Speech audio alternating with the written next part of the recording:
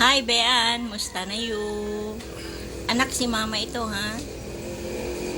Gusto ko lang sabihin sa'yo, lagi kang mag-iingat and always pray, day and night, bago magtulog, magdasal, at saka magising, ha? Kasi kailangan natin ang guidance niya talaga. Tsaka ingat ka, ha?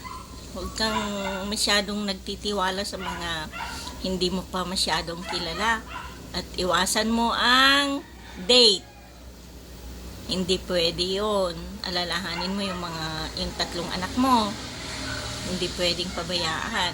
Lalo na, college na si Angelo.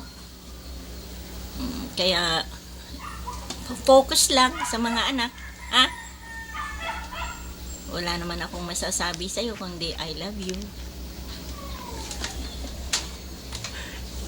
Ang kapatid mo, ang kulit talaga. Binibidyo pa, oh. Walastik talaga, oh. I have nothing to say na nga, eh. Sinusunod pa yung video. Sige, anak. Till next time. Basta ingat ka palagi. Huwag kalimutan magdasal, ha?